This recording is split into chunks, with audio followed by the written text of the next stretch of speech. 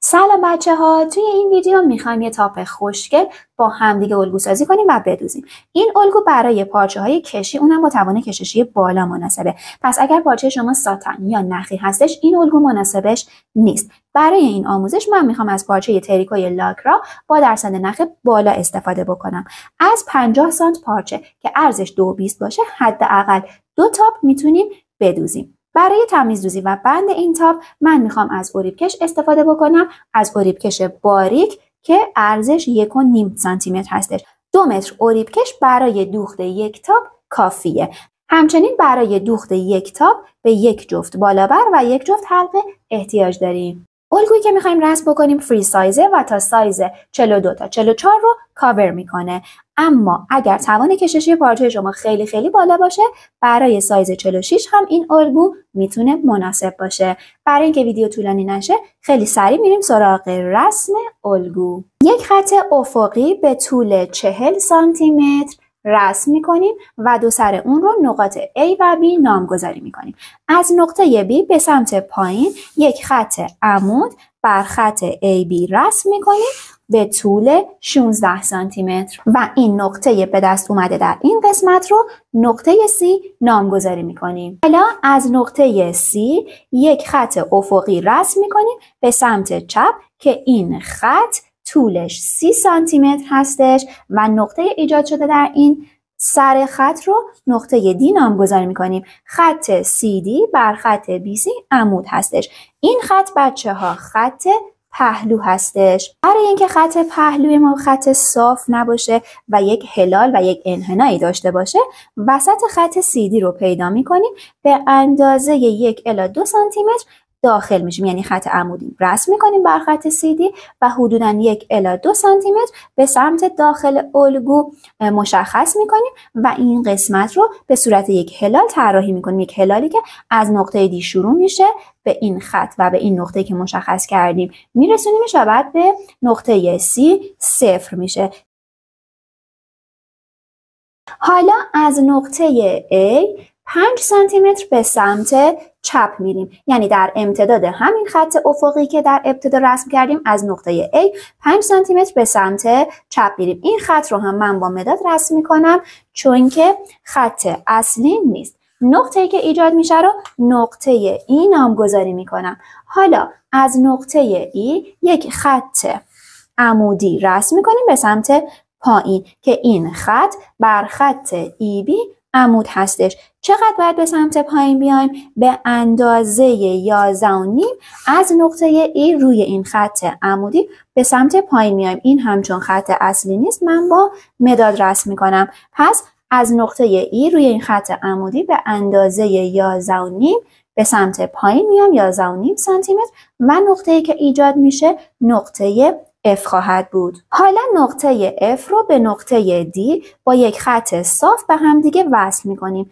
این قسمت حلقه تاپ در الگوی پشت هستش که این خط صاف رو الان باید به صورت یک هلال طراحی کنیم. وسط خط FD رو پیدا میکنیم، حدوداً نیم سانتی متر به سمت بالا میریم. این نیم سانتی متر، این خطی که رسم میشه بر خط FD عموده، حدوداً نیم سانتی متر به سمت بالا میریم و هلالی که باید از نقطه F رد بشه، از در این خط هم رد بشه و به نقطه D برسه رو به کمک خطکش‌های منحنی با دست یا هر شیء انحنادار دیگه‌ای طراحی میکنیم و این میشه هلال حلقه تاپ در قسمت پشت. بچه ها این طراحی این هلال کاملا دست خودتونه. میتونین اگر میخواین هلال عمیق تری داشته باشین از نیم سانتی متر این قسمت بیشتر داخل بشین و هلال رو طراحی کنین. این طراحی و این عددها کاملا دست خودتونه.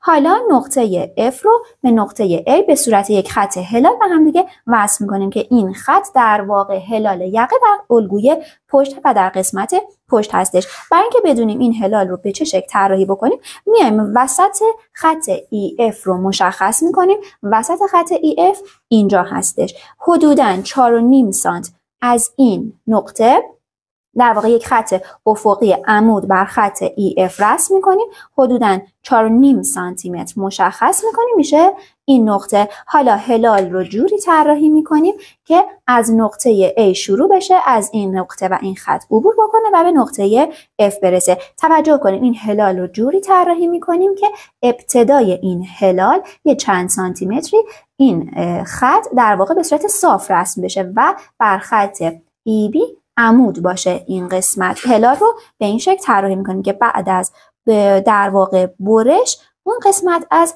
یقه در الگوی پشت به صورت تیز برش نخوره. خب بچه ها، الگوی پشت همینجا رسمش تموم شد. این خط وسط الگوی پشت هستش که از این قسمت باید روی دولای بسته پارچه گذاشته بشه. الگوی قسمت جلو دقیقاً مثل الگوی پشت رسم میشه، یعنی همه این خط‌ها و طراحی ها و اندازه ها رو مشخص میکنیم و رسم میکنیم.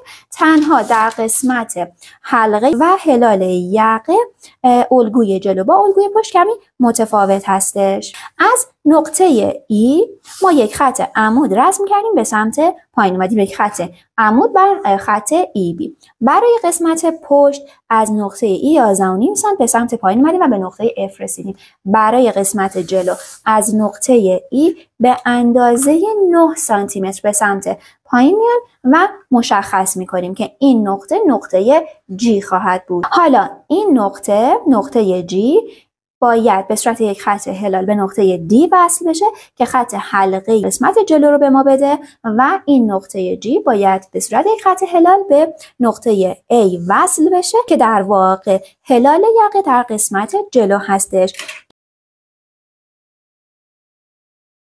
الان روی این الگو خطوطی که با ماژیک قرمز کشیدم الگوی پشت هستش و همین شکل برش میخوره. اما قبلش یک کاغذ پوستی میذاریم روی در واقع همین الگویی که رسم کردیم. این خطوطی که من با ماژیک نارنجی رنگ مشخص کردم رو روی کاغذ پوستی کپی میکنیم. این خط وسط جلوی الگو هستش، خط پایین تاب، خط پهلو رو هم کپی میکنیم و الگوی قسمت جلو رو هم رسم میکنیم و دور تا دور الگو رو برش میزنیم و آماده میشیم برای برش پارچه. خب بچه ها، من کاغذ پوستی گذاشتم روی الگو و الگوی جلو رو کپی کردم که این در واقع هلال یقه و این هم قسمت حلقه در قسمت جلو هستش. این وسط الگوی جلو هستش، وسط قسمت جلوی تاپه که از این قسمت باید روی دولای بسته باشه. این شد الگوی جلو و الگوی پشت هم که در ابتدا رسم کردیم. حالا خیلی سریع بریم برای برش پارچه. دولای بسته پارچه رو مشخص میکنیم جوری که دولای بسته پارچه دقیقاً به موازات راستای پارچه باشه. پارچه رو خیلی مرتب صاف میکنیم جوری که هیچ گونه تاخوردگی یا جمع شدگی پارچه نداشته باشه و حالا الگوها رو از قسمتی که باید روی دولای بسته قرار بگیره روی پارچه سوزن میزنیم و جاشو فیکس میکنیم. خب بچه ها، من الگوی پشت رو روی پارچه سوزن زدم. از این قسمت الگو روی دولای بسته پارچه قرار گرفته. برای قسمت هایی که قراره با اروپکش تمیز دوزی بشه نیاز به جادوخت نداریم. پس یقه و حلقه در واقع تاپ رو براش هیچ گونه جادوختی در نظر نمیگیریم چون قراره با اروپکش تمیز دوزی بشه. این هلال پهلو هستش که قراره به پهلو در قسمت جلو دوخته بشه. پس برای این قسمت نیم الی 1 سانتی متر جادوخت در نظر میگیریم. قسمت پایینی و لبه پایین تاپ من 2.5 سانتی متر جادوخت در نظر گرفتم چون میخوام این قسمت رو پاک دوزی کنم، تا کنم و با سوزن 2 قل و 2 ردیف دوخت بزنم. خب بچه ها، الگوی جلو و الگوی پشت هر دو رو من برش زدم. یه بار دیگه میزان جادوخت ها رو با هم دیگه مرور میکنیم. الگوی جلو از این قسمت که وسط جلو هستش باید روی دولای بسته پارچه قرار بگیره. قسمت هایی که قراره با اروپکش تمیز دوزی بشه نیاز به جادوختی نداره، یعنی هلال یقه و هلال حلقه و پهلوها بین نیم الی 1 سانتی متر جادوخت احتیاج داره چون قراره که الگوی جلو و الگوی پشت از پهلوها به هم دیگه وصل بشن و دوخته بشن. هر اندازه که برای الگوی جلو جادوخت در نظر گرفتیم همون اندازه برای الگوی پشت جادوخت در نظر میگیریم. و برای قسمت پایین تاپ، لبه پایینی تاپ، من 2.5 سانتی متر جادوخت در نظر گرفتم. این از الگوی جلو. الگوی پشت هم که از این قسمت روی دولای بسته قرار میگیره وسط پشت. اولین مرحله برای دوخت بعد از اینکه سوزن ها و الگو رو برداشتیم از روی پارچه اینه که ما دو تکه الگو یعنی قسمت جلو و قسمت پشت رو از پهلوها به هم دیگه بدوزیم و پهلوها رو به هم وصل کنیم. پهلوها رو روی هم قرار میدیم، سوزن میزنیم و با میزان جادوختی که در نظر گرفتیم میدوزیم. برای دوخت بهتر و تمیزتر پارچه های کشی و پارچه های تریکو بهتره که از سوزن ژرس دوزی استفاده بکنیم، از نخ تربی رو برای نخ ماسور استفاده بشه و از پایه تریکو دوزی استفاده بشه. بعد از اینکه پهلوها رو دوختیم تمیز دوزیش رو هم انجام میدیم. اگر سردوز در دسترستون نبود میتونین از دوخت زیگزاگ چرختون استفاده کنین. اگه نمیتونین از قیچی های زیگزاگ برای تمیز دوزی این قسمت استفاده کنین و اینکه در نهایت میتونین هیچ کاری هم نکنین چون پارچه های کشی و پارچه های تریکو ریش نمیشن. بعد از اینکه پهلوها رو دوختیم و تمیز دوزی و پاک دوزیش رو انجام دادیم، تاپ رو پشت و رو میکنیم و حالا توی این مرحله هلال یقه در قسمت جلو و هلال یقه در قسمت پشت رو با اریبکش تمیز دوزی میکنیم. برای تمیز دوزی با اریبکش پارچه رو در وسط اریبکش قرار میدیم، اریبکش رو تا میکنیم، 1 سانتی متر ابتدای مسیر رو ساده میدوزیم و بعد اریبکش رو در کشش و کشزنی قرار میدیم و به سمت جلو میریم. توجه کنید فقط اریبکش رو میکشیم. قسمت هلال یقه در قسمت جلو و هلال یقه در قسمت پشت رو با اریبکش تمیز دوزی میکنیم. خب تمیز دوزی هلال یقه در قسمت پشت و در قسمت جلو انجام شد که من اریبکش رو با سوزن دوقلوی 3 میل دوختم و این تمیز دوزی و پاک دوزی رو انجام دادم. حالا میریم سراغ تمیز دوزی حلقه ها با اریبکش و دوخت بند و رد کردن حلقه و بالا بر. خب برای تمیز دوزی حلقه آستین تاپ و دوخت بندها از قسمت پشت تمیز دوزی با اریبکش رو شروع میکنیم. این الان قسمت جلوی تاپ هستش و این قسمت پشت تاپ هستش که ما برای تمیز دوزی حلقه آستین از قسمت پشت شروع میکنیم. اریبکش رو 3 الی 4 سانتی متر از ابتداش علامت میزنیم و موقعی که میخوایم تمیز دوزی رو شروع کنیم حدوداً 3 الی 4 سانتی متر اریبکش رو از بالا بیشتر میگیریم. این شکل پارچه رو بین اریبکش قرار میدیم و شروع میکنیم از بالا دوختن. یعنی این 3 الی 4 سانتی متر رو که بیشتر گرفته بودیم رو از ابتداش از سر شروع میکنیم به دوختن و بعد شروع میکنیم پارچه رو بین اریبکش قرار میدیم و دور تا دور حلقه آستین رو حلقه در واقع تاپ رو هم تمیز دوزیش رو انجام میدیم. وقتی که دور تا دور این قسمت رو تمیز دوزیش رو با اریبکش انجام دادیم به قسمت جلو، به این قسمت از الگوی جلو که رسیدیم اریبکش رو حدوداً 38 الی 40 سانتی متر هم امتداد میریم و به سمت بالا میریم و دوخت رو ادامه میدیم. دقیقاً مشابه این قسمت که من دوختم که بهتون نشون بدم. این الان قسمت پشت هستش، در واقع الگوی پشت تاپ هستش که از ابتدا وقتی که خواستیم این قسمت رو تمیز دوزی بکنیم حدوداً 3 الی 4 سانتی متر اریبکش رو بیشتر گرفتیم و دوخت رو شروع کردیم. از اینجا دوخت رو شروع میکنیم، میایم حلقه تاپ رو تمیز دوزیش رو با اریبکش انجام میدیم. وقتی که به سر و به در واقع قسمت به این قسمت از الگوی جلو رسیدیم اریبکش رو حدوداً 38 الی 40 سانتی متر هم ادامه میدیم دوختش رو و به این شکل ببینیم من با سوزن دوقلو دوختم که از روی کار دو دوخت موازی و دو دوخت راسته داره و از پشت به شکل زیگزاگ دیده میشه.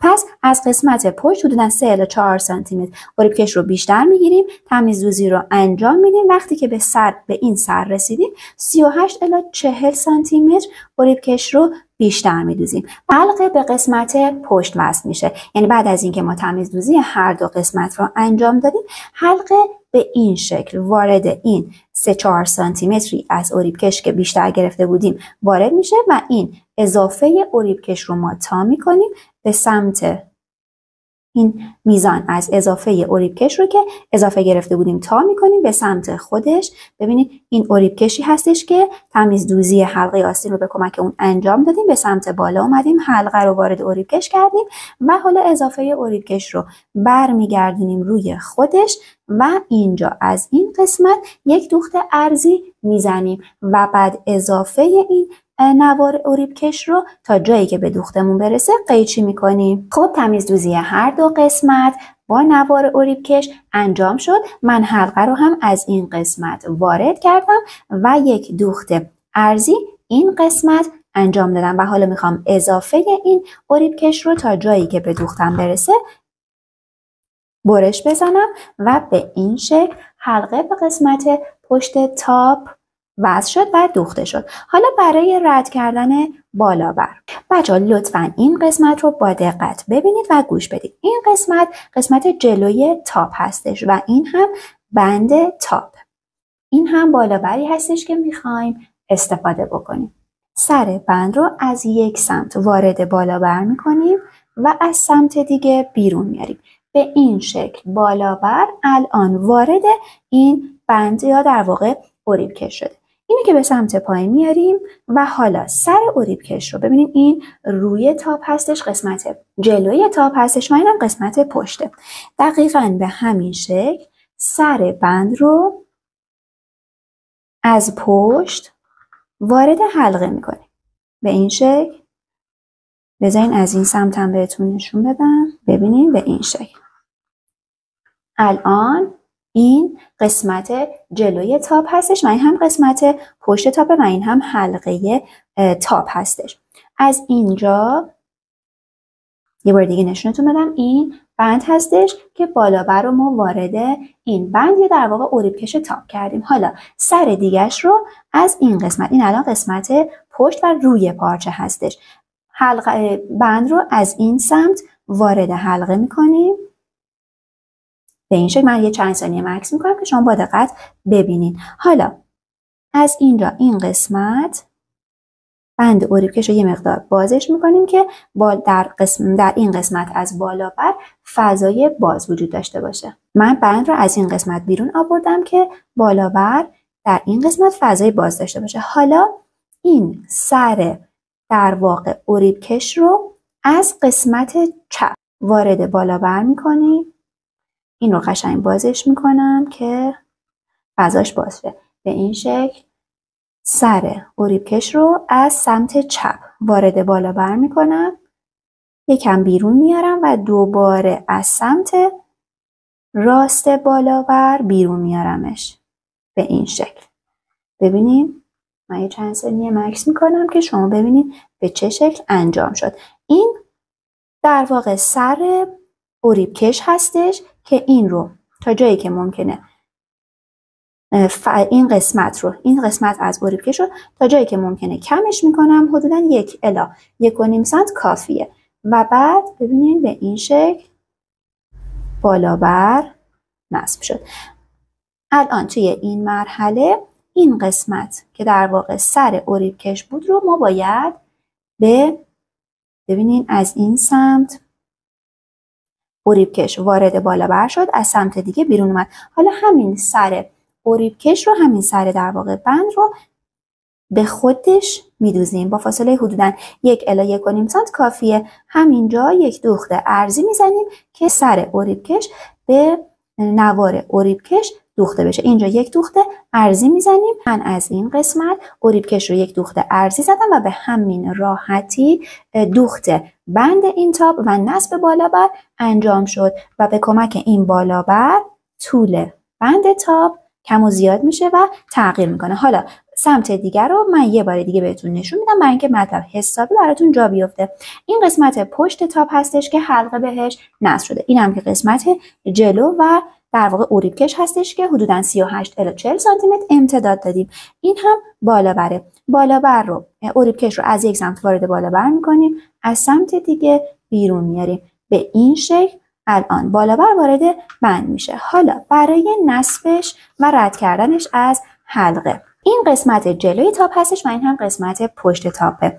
این هم که امتداد نوار اریبکش هستش که بالا بر رو واردش کردیم. حالا سر اریبکش رو از پشت یعنی از سمت چپ وارد این حلقه میکنیم و بیرون میاریم.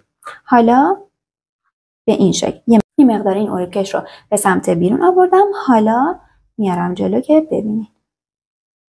حالا این سر اریبکش که توی دستمه از قسمت پشت یعنی از سمت راست وارد بالا بر میشه. از اینجا بیرون میارم و از سمت دیگه دوباره وارد بالا بر میشه. به همین راحتی. سر اروبکش رو بیرون میاریم. حدوداً 1 الی 2 سانتی متر فضای اروبکش بیرون باشه کافیه. حدوداً 1 سانتی متر.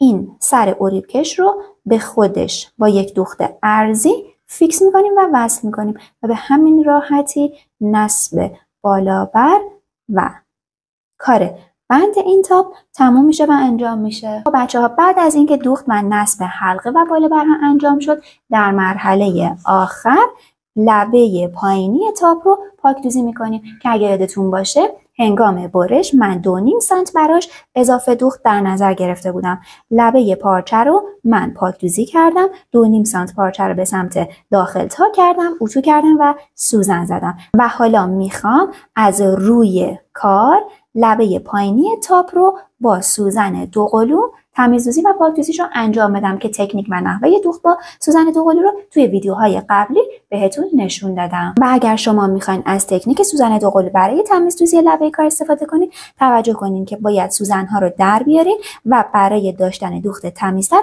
بهتره که دور تا دور لبه کار رو کوک بزنیم و از روی کار با فاصله مشخص لبه تاپ رو تمیزدوزی کنیم. و همونطوری که میبینید دوخت لبه تاپ با سوزن دوقلوی 3 میل انجام شد.